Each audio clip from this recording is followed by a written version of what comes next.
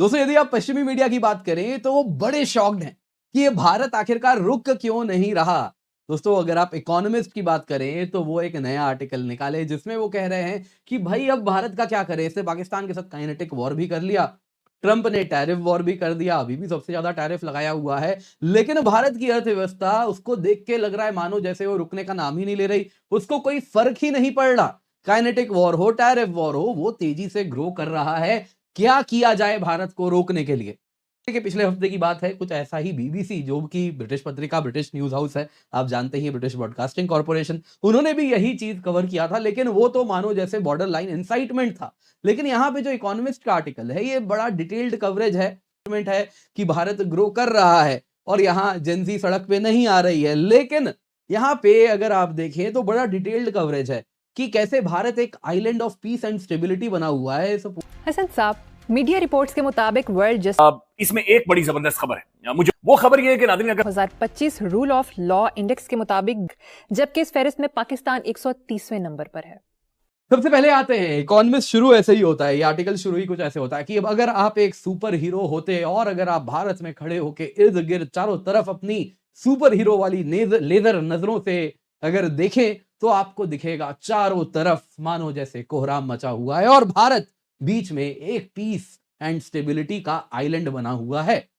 इसी में उन्होंने फिर कहा कि नेपाल की ही बात शुरू करते हुए आर्टिकल शुरू होता है कि वहां जेनजी प्रोटेस्ट हुआ, कारण था इनइक्वालिटी।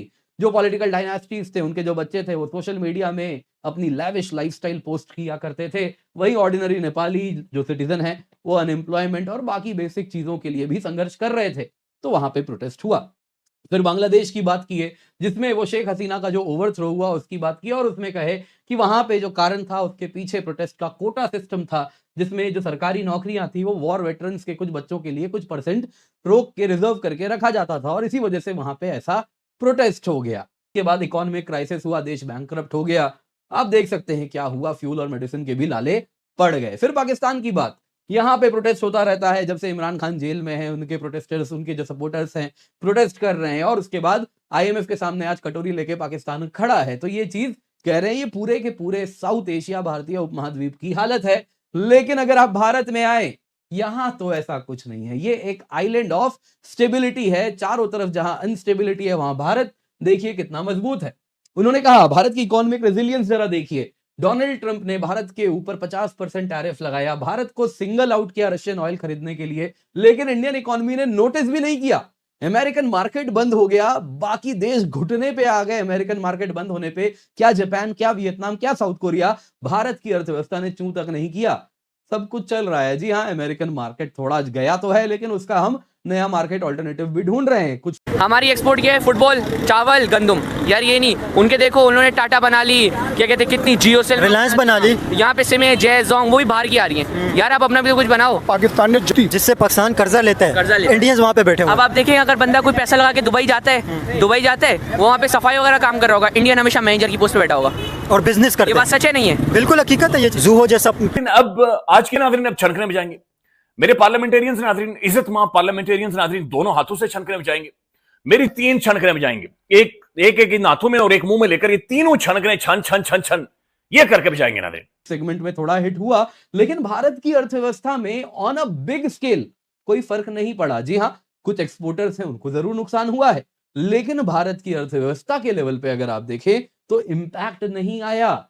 आगे उन्होंने कहा ये तो क्या था, ट्रेड वॉर। आगे उन्होंने कहा काइनेटिक वॉर, पाकिस्तान के साथ न्यूक्लियर आर्म्ड पाकिस्तान है ना, उसके साथ हम इस प्रकार का मिसाइल शूटिंग वॉर कर रहे हैं, लेकिन कोई फर्क ही नहीं पड़ा। भारत की अर्थव्यवस्था उसको भी हंसते हंसते ले जा रही है। तो इससे वो सर पकड़ के बैठे, ये कैसा रेजिलियंस है ना, वो क्या हो क्या रहा है यहाँ। फिर इन्होंने कहा कि अड़ोस पड़ोस में नेबर्स देखिए, क्या बांग्लादेश, क्या नेपाल, क्या श्रीलंका, क्या पाकिस्तान, सब आईएमएफ के सामने कटोरा लेके बैठे हैं।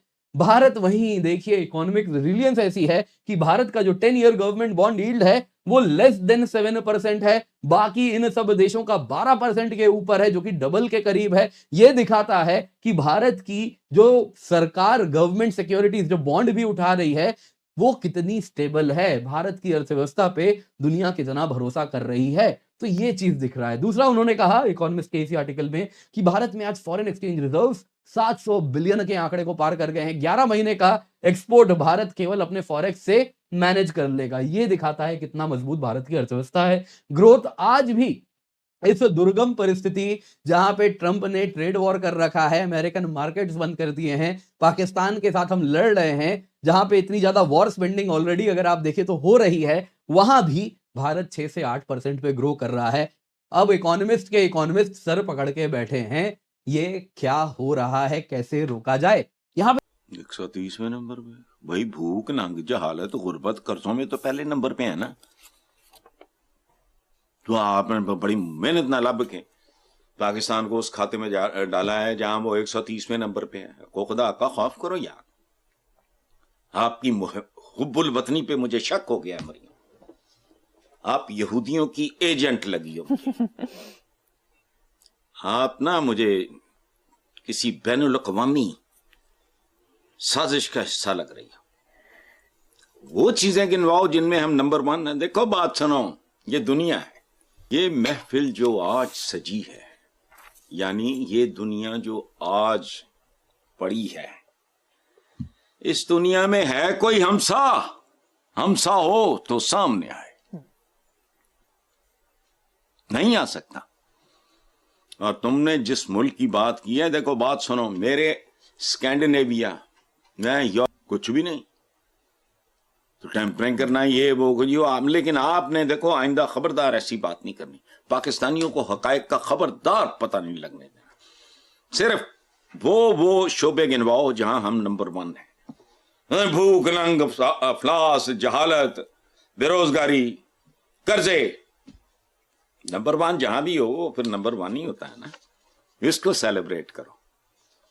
नमस्कार दोस्तों। तो दोस्तों, इंडिया की इकोनॉमी और इंडिया में जो स्टेबिलिटी है, इसको लेकर तो पूरे विश्व में हमेशा चर्चा की जाती है, लेकिन इस समय जो आर्टिकल पब्लिश हुई है वेस्टर्न मीडिया में, दोस्तों भारत के लिए तो खुशी की बात है, लेकिन वेस्टर्न मीडिया वेस्टर्न लोगों के लिए बहुत ही चिंता की बात है कि ऐसा कैसे हो सकता है। क्योंकि दोस्तों आर्टिकल्स एक नहीं बल्कि कई आर्टिकल्स भारत को लेकर पब्लिश किए हैं।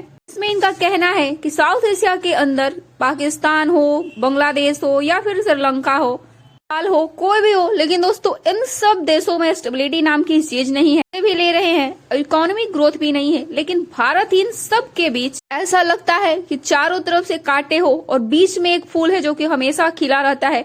और अभी भी यही हालत है इंडिया में कि इंडिया खिला हुआ है, इंडिया है कि रुकने का नाम नहीं ले रहा है। इस बात की चिंता दोस्तों वेस्टर्न मीडिया वेस्टर्न इकोनॉमिस्ट को अब सताने लगी है। तो दोस्तों इनकी नजर ना लगे और हमारा देश ऐसे ही तरक्की करता रहे। वीडियो अच्छे तो लाइक कीजिए, शेयर कीजिए और चैनल को भी सब्सक्राइब कीजिए। प्लेटफॉर्म इंडिया ने अनाउंस किया, यूट्यूब की जगह भी अभी इंडिया एक प्लेटफॉर्म लेके आ रहा है, फेसबुक की जगह लेके आ रहा है, टिकटॉक की जगह लेके आ रहा है और गूगल की जगह भी इंडिया इस वक्त काम कर रहे हैं। अगर हम ये समझते ना कि भाई हम जंग के जरिए जंग का माहौल पैदा कर हम इकोनॉमी अपनी मजबूत कर लेंगे, एवर एंड नेवर। आपको क्या लगता है इंडिया और पाकिस्तान के अंदर डेवलपमेंट अगर आप देखें तो इंडिया इतना ज़्यादा डेवलप कर गया है और पाकिस्तान पीछे क्यों रह गया? डेवलपमेंट में पाकिस्तान के इतने पीछे क्यों रह गया? उसकी जो आवाम है वो सपोर्ट करती है अपनी गवर्नमेंट को, और गवर्नमेंट भी आवाम के साथ सपोर्ट करती है, क्योंकि उनके बंदा छोटा सा भी मजदूर होता है ना, उसको भी उस कुर्सी पे बैठाते हैं। हमारा जो बड़ा आदमी होगा ना, उसके साथ 4